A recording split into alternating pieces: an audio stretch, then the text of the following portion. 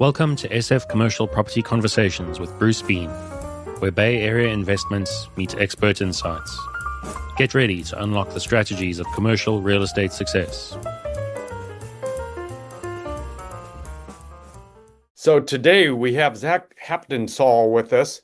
And Zach, you have done an amazing job you now manage and own 10,000 units. So I'm very interested in the history of how you got from growing up in Phoenix to owning or managing 10,000 units.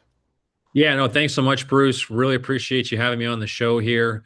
Excited to be here. So yeah, real quick, born and raised in Phoenix, Arizona. Just grew up in like a lower middle class family, no real estate background, no real estate connections. I wanted to be a football player, Bruce. Played Division two football.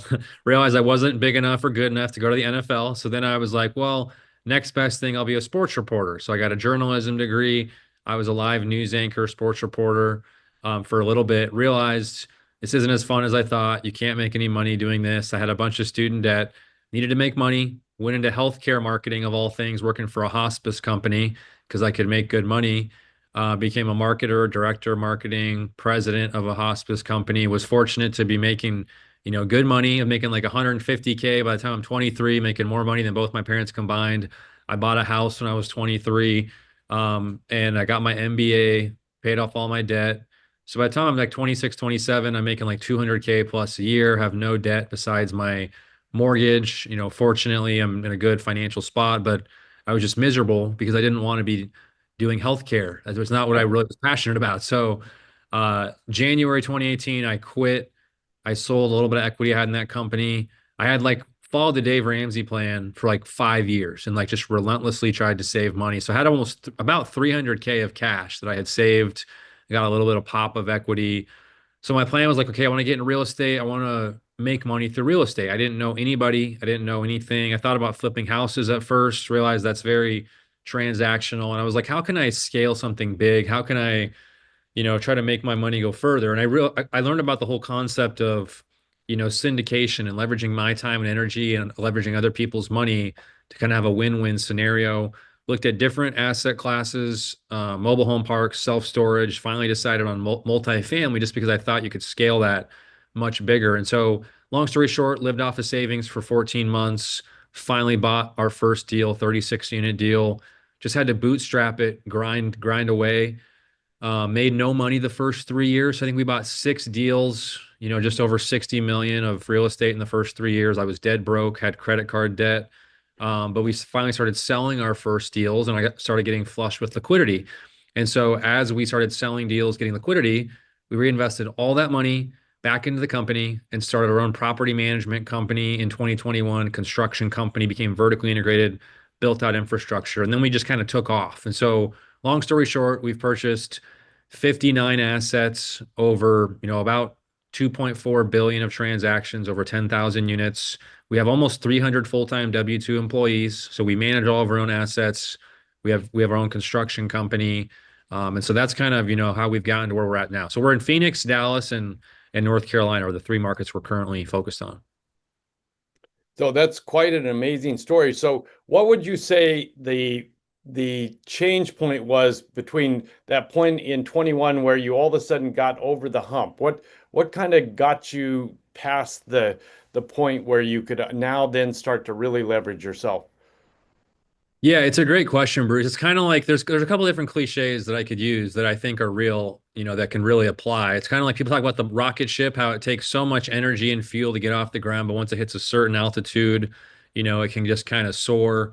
That's how I felt we were, where you can start to hit exponential growth. And when you're trying to go through the initial stages, you're trying to learn so much, you're facing so much adversity, and you don't have any tangible success to show for it. And it can become very discouraging. I think a lot of people quit at that point. I had a lot of days where I had mentally and emotionally quit, but then I kind of just picked myself up and, you go back at it. And so I think that those first few years, we didn't have much to show for it, weren't making money, but we were learning, we were building out, basically a blueprint that we could rinse and repeat. And so once we started to sell the deals and get liquidity, everything just became a lot more efficient and we were able to replicate, because initially it was, myself, my two partners, Bikram and Robert, and then Bickler and I's wives were working full time. We were all five people working for free, full time, doing everything, for as far as deal sourcing, underwriting, acquisitions, raising money, asset management, investor reporting, distributions. There's so much that goes into a company, marketing, and we were doing everything. Well, we learned every little nook and cranny of each dimension of the company. So once we started having liquidity and generating revenue, we were able to start hiring staff and training them and delegating these things, these tasks, so that we could focus on our highest and best use. And so I think a big part of us being able to scale was staying laser focused on one business plan. And we buy the same exact type of deals and we do the same renovation scope in the same market. And you can just kind of rinse and repeat. And you kind of become, a quote unquote expert in that niche instead of trying to go off a bunch of different directions. And so I think, that's what we've seen has been successful. So what is that niche? What is the size property you particularly like to buy? Yep. Yeah. So we focus on buying existing multifamily apartment buildings, at least 100 plus units that were built between 1980s or early 2000s with value add potential. So we're looking for properties that maybe they have operational deficiencies. We can bring in our professional management to really improve operations and the economic performance. And we also want to try to find properties that have a lot of renovation upside where that we can they've got old interior finishes, old amenities, and we can go in there and renovate interiors to a very new level scope with stainless steel appliances, new cabinets, new countertops, things like that. Or we can make the property better to increase the rent, which increases the value, gets us that profit margin for the investor. So we just focus on that. We source and purchase all of our materials directly wholesale. So we control our supply chain. We do the same scope over and over. Because we have our own property management company, we have complete control over day-to-day operations. Because we have a construction company, we control the construction management. And so it allows us to, just have full control and be able to eliminate a lot of, variables that could throw you off track. And by the way, that wasn't our plan initially, Bruce. I thought you could just buy these deals, slap a third-party management company on them, and then sit back and collect the cash. That's what everybody tells on the podcast and stuff. And we Yeah, did right. it first. Yeah, we had management, we had third-party management. I think we went through like 3 or 4 of them, and we're like, man, none of these guys are staying on schedule or on budget for innovation. So we literally started our construction company first, then the property management company out of necessity, because we're like, if we don't do this, these investments are not going to go well because they're not doing a good job. And so like you just realize we need to have control, and it makes you better over time, but it's a grind obviously to get that going. So do you remodel one unit at a time, or do you take the whole property and start over? Yeah, good question, Bruce. So we renovate 100% of the units typically over the first 24 to 36 months. So we don't just empty out the property. We keep the properties typically at least 85 to 90% occupied or more during the entire investment period. And so these are all 12-month leases that were all signed at different times throughout the year. So every single month you have X amount of leases that are expiring. And so we can non-renew those tenants. They move out. We demo, renovate, and then can move in a new tenant typically within an average of 21 to 28 days, and we'll do multiple at a time. So Wow. we've renovated, I don't know, at least 3,500 to 4,000 units just the last few years, all with Wow. the same this same regimen. Well, but you're in 3 different markets. Do you have 3 different construction companies? It's the same company, but yeah, we have a local presence in each market. So we have a local office in each market, and we have got local staff, like boots on the ground, and we have leadership staff. So we've got, people in Phoenix, Dallas, and Charlotte, North Carolina, and we have general contractors license and our ability to have a property management company, brokerage licenses in these markets as well. So are you thinking you might expand out and go into some other markets? You're going to stay in those 3? Yeah, we do. I mean, I was actually spent a full week at the end of 2024 in Florida. And so we're actively looking to expand to Tampa and Orlando, Central Florida. We met all the brokers, met all the insurance consultants, met all the nearby professionals. We just haven't found a deal that works yet, but I would anticipate, getting a deal in the next 6 months or less in Orlando and Tampa. So we really focus on we want to be in like the top 5 to 10 growth markets in the country. It's pretty simple. We're looking for, top 10 markets for population growth. We want people moving to these markets because you need people there. We want to have more demand than there is supply of housing. You want to have strong job growth so that these people have diversified employment. They're making good money, so that they can pay their rent, which then goes to investors in the form of cash flow distributions. And we like landlord friendly states. And so, if somebody doesn't pay their rent, we need to be able to evict them within 30 to 60 days, because we have a fiduciary responsibility to our investors to make these assets perform. And so some of these, more progressive states, or local cities that makes it tough to get people out who aren't paying the rent, that can just completely destroy your business plan, and it can destroy the investment. So, those are some of the key things that we look at. And obviously we consider property taxes, insurance. We're always looking at, the pipeline of new supply as it comes down to the micro sub-markets of these larger MSAs. So that's kind of what we focus on when we're looking at a market. So where are you finding investors? That's interesting. You're not a formal REIT, right? No, we're not. I mean, we're legally not structured like a REIT. We act similar to one. And so we've had a few blind pool funds over the years, but we've raised the majority of our equity so far as like individual SPVs or special purpose vehicles. And so we've now raised just over $1 billion the last 5 to 6 years, from thousands of investors. So these are primarily high net worth individuals, accredited individuals. These are people that either are business owners or they're, high income earning W-2, like physicians, engineers, IT consultants, salespeople, whatever it may be. The last few years, we've also started working a lot with registered investment advisors. And so like, financial advisors who are deploying their clients' capital into our deals. We've worked with registered broker dealers, who are licensed, to place capital into these deals. But our goal is to actually establish a REIT, and we actually are in the process with our attorneys of creating a REIT. And so we want to have, I mean, we feel like we're just getting started and we have much bigger goals. I mean, it sounds kind of cheesy, but our goal is to be bigger than Blackstone. And so we All understand right. that we need to have institutional capital partners, and we need to really be raising money from, university endowments, state pension funds, sovereign wealth funds. Those are the type of equity sources that we are looking to transition to just so that we can scale because, we've been fortunate to do a decent job at raising capital, and it's great working with individuals, but it's harder to scale at that level. And so we really think our strength is operationally, and building out infrastructure to execute on business plans. And so if we had larger equity sources, then we can just scale faster and more efficiently. So that's kind of what we're looking at.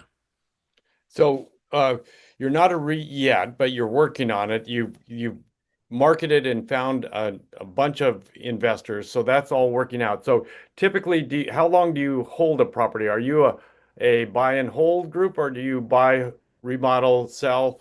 What's the program? Yeah, so it's a buy, remodel, sell type of plan. So we always do a conservative 5 year projected investment period.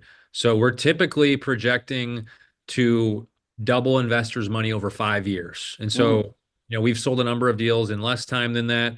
But we typically give an expectation of 2 to 5 years with all the conservative projection for the returns are 5 years, is because you don't know what will happen with market cycles, things like that. So that's kind of what our business plan has been historically. how's the interest rate affecting you these days? It's been a grind. I mean, it's been a grind for over 3 years now. And so we've been playing offense and defense. I mean, we sold the first 11 deals we bought. They were home runs. And then we bought a bunch of deals at the end of 21, early 22, right before interest rates skyrocketed. Mm, And so we've been, working with our lenders and extending out all those loans. And so as the time of this recording, we've now recapped and extended 17 different deals. We're wrapping wow. up a few more. So, we've been working on extending those, and all of our lenders have been, working with us, which has been great. And then we've also been playing a lot of offense. And so the interest rates have also created a lot of opportunities for us to grow. And so we adjusted our underwriting to the new interest rates in the summer of 22. And so since September of 2022, we've now purchased 24 different assets, over $1 billion of real estate. And all of those deals are distributing every month to investors, and they're doing great. And the majority of those deals we bought from distressed sellers who had a loan maturity coming up. and they had to sell the deal. And so they were selling for a loss of part or all of their investor capital. And so, it's obviously an unfortunate side of the business, but for those who can capitalize on these opportunities, it creates good investments for our investors. And so, we've been on both sides where fortunately we've gotten through unscathed and extended out all the deals we bought in that time frame. And a lot of groups who haven't been able to, we've been able to buy those deals at a really low basis. And I mean, we didn't even expand. Our first 40 deals, Bruce, were in Phoenix. We didn't even expand to Dallas until 2023. And we decided to do that at the end of 22 because we saw that there was, quote unquote, blood in the streets. We saw an opportunity to enter a new competitive market. And we did that. And we were the number one buyer in DFW, Dallas Fort Worth in 2023. Then in 2024, we decided, hey, let's expand to Charlotte, North Carolina, a very strong competitive market while there's a window of opportunity. And so we've bought now 5 deals, just under 1,000 units in the last 12 months in North Carolina. And so, we've taken the interest rate distress in the market as an opportunity to kind of expand. And like we mentioned, we're trying to expand to Florida. So yeah, I mean, you have to, look at the pros and the cons. And I think every company is trying to position themselves defensively and offensively. So you're giving typically an investor will come in for a 5-year period on a particular property. Correct. Yep. Yeah. Okay. And so then they keep their money in. I assume if they want to get out early, there's some means of getting out to buy out their shares or whatever.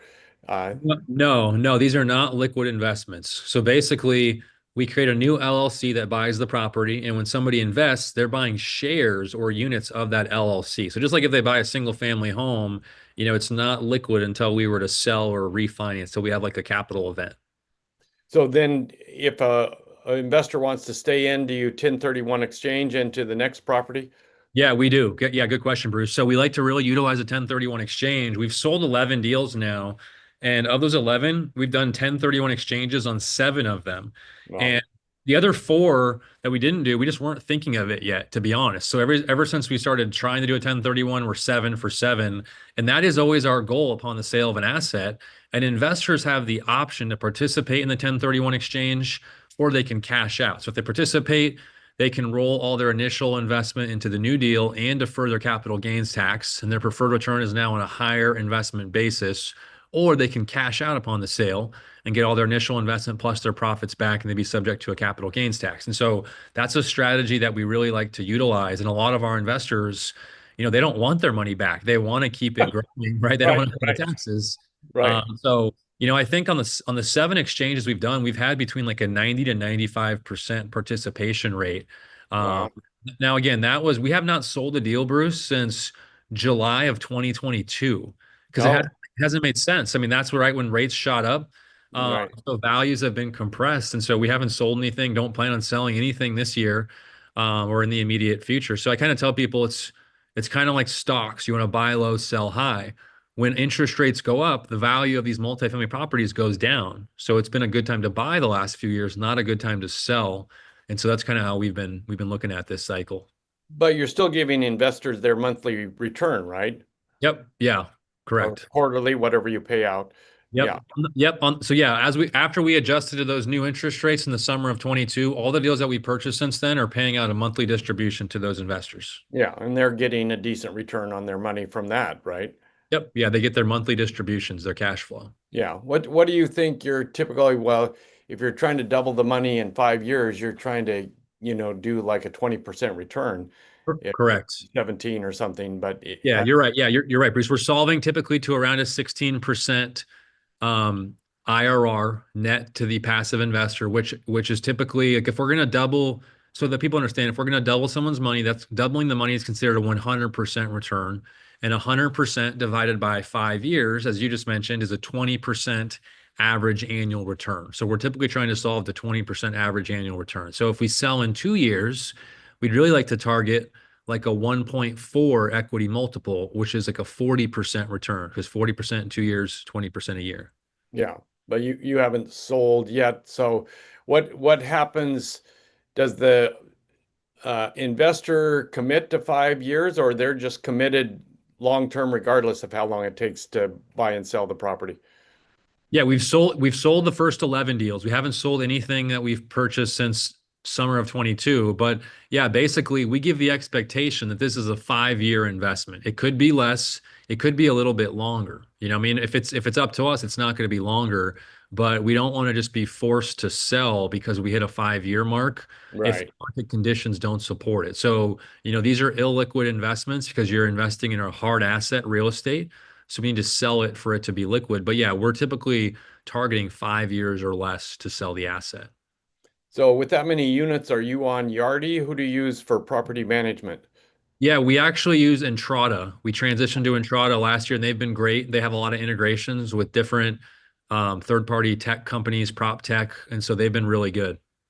How was the transition? That's always a glitch with moving from one software to another. It was a heavy lift. It's a grind.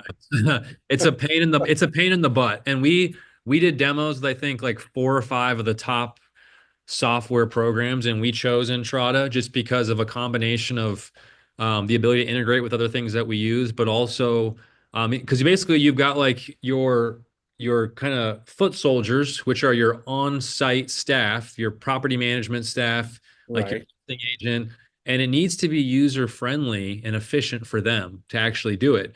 Then right, you've got your back-end office, like our corporate staff here, which are like all the accounting staff, like accounts payable, accounts receivable, property accountants, and there needs to be sophisticated functionality for accounting purposes. And so we ruled out a couple of the platforms because they had one but not the other.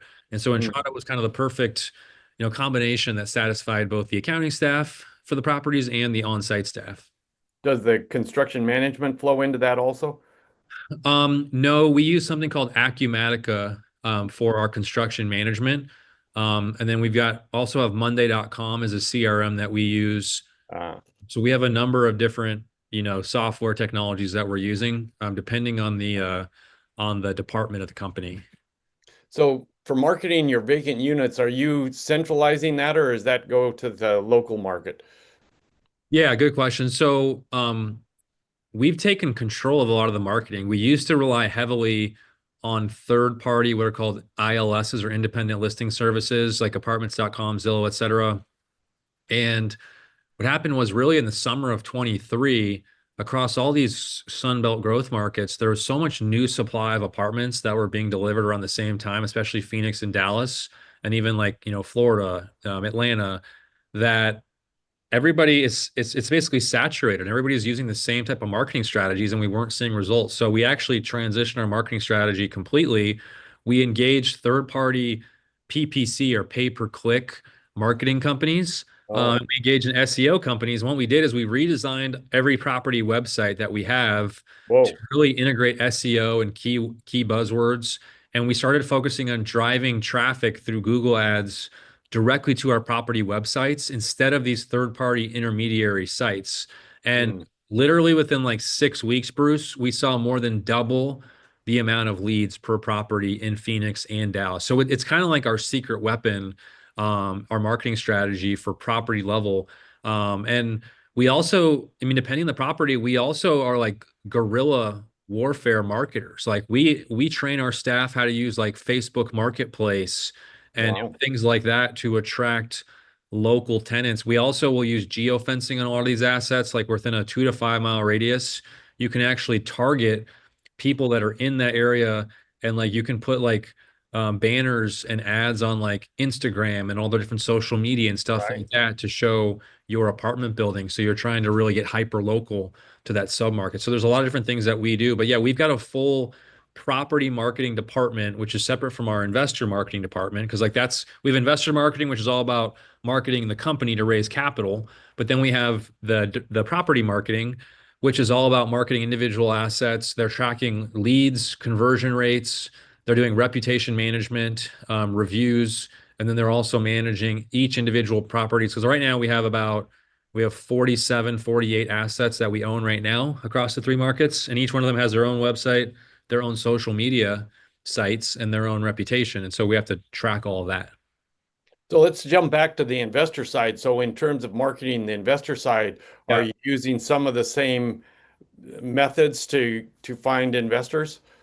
No, it's a lot different. And so I mean, we're regulated by the SEC, so you have to be SEC compliant. And so a lot of what we've done is just, grassroots, um, organic marketing, meaning that we have like a full marketing team. I think we have 5 or 6 full-time people on the investor marketing. We have a videographer. And so a lot of it is, being on podcasts like yours. Like There you right go. now, my Yeah. videographer, Bruce, he's got a camera right behind this computer. And so he'll take little snippets and, we can create content. And then we also will post like market updates like, okay, this new employer just moved to Phoenix, creating X amount of jobs. I do a lot of property update videos. So I'll go to a property we purchased like 6, 12 months ago, and I'll say, hey, we've completed the exterior paint. We've completed X amount of interior renovations, and we show before and after photos. And then our videographer will cut all that up and create a video, put that on LinkedIn. And so we're constantly trying to put content out on, LinkedIn, things like that, and with the goal of trying to drive people to a calendar link to set up a call with our investor relations team so that they can educate them on our investments, put them in our database so that they're SEC compliant. Whenever we close a deal or we have an announcement, our team will create a press release and get it posted on like Yahoo Finance, other things like that. So you're just constantly trying to get exposure, drive up your SEO, and then it just kind of just attracts a lot of different groups. So we've attracted RIAs and broker dealers from podcasts and from LinkedIn. They reach out and say, "Hey, I like what you guys are doing." So it's been a lot of that over the years. So what's the average sort of amount that an investor will put into your properties? Yeah. So to give you an idea, we're typically raising between 15 to 25 million of equity per deal. Mm. When interest rates were low and times were good, we've done like 50 to $70 million equity raises for a single deal. But our median investment check historically has been 100K. Mm. But our minimum is 50K, but we'll Mm. have individuals that routinely do 500K a deal. We Mm. have people that have 50K with us total, and I've got people that have 15 million invested with us total. Because Wow. there's higher net worth individuals and they'll do bigger chunks, 500K, $1 million per deal. And so it really just kind of depends, but we are trying to transition to, higher net worth individuals and or like, fund managers, RIAs who can bring larger checks because it just makes it more efficient for us. Yeah, fewer investors, fewer headaches to try and get all the information out. It's got to be, Get this, Bruce. We yeah. just put out over 12,000 K1s. Oh, We oh, got them out by the end of March. wow. So that was a big feat. Yeah. So we have a great accounting firm, CLA, Clifton Larson Allen. I think they're 8th largest in the country. They've gotten our 12,000 K1s out final by end of March, which was a huge feat. So Wow. Well, that goes to the fact that you have 12,000 investors, right? no, we have between 3 to 4,000 Mm. investors, but a lot of them are repeat in different deals. Oh, I And see. because these Okay. are like SPVs, they'll get a different K1 for it. Yeah, so you go property by property, right? You'll find a property, you'll put it in contract, you'll get the investors, you'll close the deal. That's kind of how the program works. Correct. We do have a blind pool fund as well that Mm. we'll raise money into, and it's diversified across the different deals. But the majority of the capital we raise is deal by deal. But we And want you're we want to leveraging, transition out of that. We want to transition to more of a fund or a REIT structure in the future. yeah. Well, how long do you think it's going to take you to get to a REIT? I don't know. I mean, we're creating the structure now. It's just a matter of finding the capital, to get there. Yeah. Are you actually going and looking for venture money? We're talking to groups right now. Yeah, we've started talking to some different equity groups right now. And I mean, as we record this podcast near the end of May 2025, it's still very difficult to raise capital. So a lot of those groups are on the sidelines because of, no relief in sight with interest rates. Treasuries are very high. Nothing shaking loose in the capital markets. Yeah. No, it's got to be an interesting time, but there's a lot of money out there, so I can't believe you can't find something that's going to work for you. I mean, given your track record, I would think you'd attract some pretty good interest. Yeah, no, we've got some interested groups right now. It's more about we need to get the vehicle set up, for them to invest and get that structure down. And then I think we can kind of go full speed on pursuing that. Yeah, well, I'm sure going through the nitty-gritty with the attorneys is not a huge amount of fun. Yeah, no, it's not a lot of fun and it's not very cheap either. No, it's very, very expensive. Yeah. No, I can only imagine that part of it. So, well, this has been fantastic. I just think we could probably talk for another 3 days. Actually, one quick question. Uh, uh, you leverage what, 65%? How much leverage do you put into a property? Yeah, no, you're right, Bruce. Yeah, we're historically between like 65 to 68% loan to value, which means we'll have like a 32 to 35% cash down payment. We've done 55, 60% in the past, but that's typically where we like to be. We think that's kind of the sweet spot where you're getting you're taking advantage of the value of using leverage, but you're not over leveraged and you're still in a safe spot. And I assume banks are coming to you right and left, trying to get you to take out loans from them. Yeah, yeah. So like when we're buying new deals, we have several lenders that are coming to the table to finance those. And then, I mean, you and I were kind of talking off camera. We have a lot of lenders who have been foreclosing on other borrowers, taking deals back from them. And they're reaching out to us and saying, hey, you guys are doing a good job with the deals we have with you. Can you help us either manage these or buy them? And so we are now managing over 1,000 units third party for our lenders on deal that they've foreclosed on from other borrowers. So that's a new business we started last year, a third party property management company, just because we saw an opportunity there and the lenders are coming to us. And then they've also, been asking us like, hey, when we're going to sell this thing, we'll give you right of first refusal. I mean, just literally before this call, I had a lender email me with two deals that they just took back. And they're asking us if we want to buy it from them just off market. And so, yeah, those opportunities are definitely, I mean, they've been prevalent over the last 12, 18 months, and they're still continuing. Well, and I assume these are in the markets you want to stay in and grow into. Yeah, exactly. Yeah, right now we're only in the, Phoenix, Dallas, North Carolina, looking in Florida. So like we have gotten opportunities in other markets from lenders.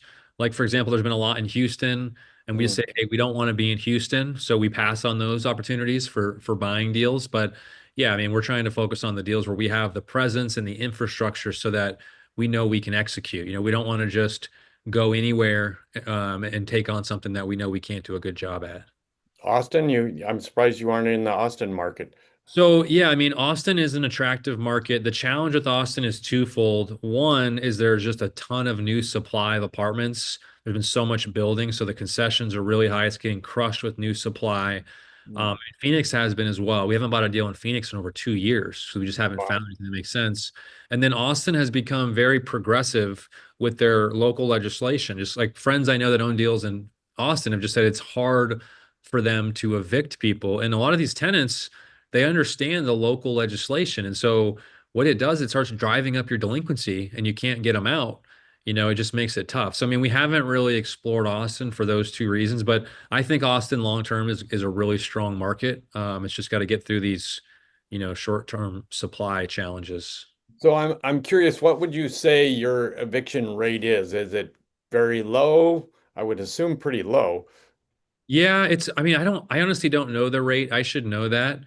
I can tell you it's increased significantly the last 18 to 24 months just because a lot of people have been losing their jobs.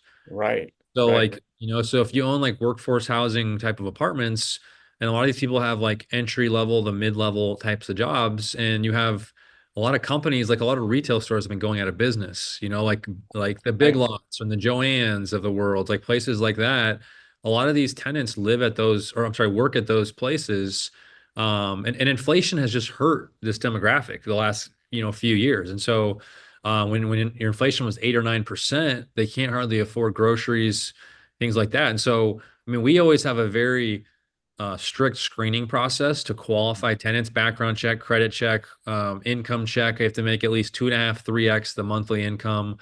So these people pass these checks, but then if they lose their job and they can't pay their rent, we have no choice but to evict them because we're running a business, and so Right, right, but yeah, that's why we want to be in landlord-friendly states where we have the ability to do that. And we always try to work with tenants if they do like what's called promise to pay, or they can do, they can pay it later in the month or different payment installments. Then we always accommodate that for good tenants.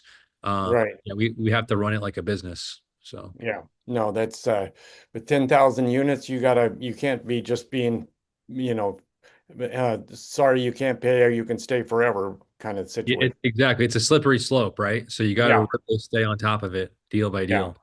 Well, yeah, and it's sad because some tenants just really get in a hard spot and you'd like to help them, but you just really can't. So, Right. Exactly. Yeah. It just is what it is at a certain point. yeah. Well, this has been fantastic. So, Zach, where would people get a hold of you? Yeah, thanks, Bruce. If you're interested in investing or learning about us, you can go to our website, Rise48 Equity, RISE48equity.com, and you can actually set up a call with our team on there. You can also email me, Zach, ZACH at Rise48equity.com, and we're happy to get on a call with you. So, I'm curious, why the 48?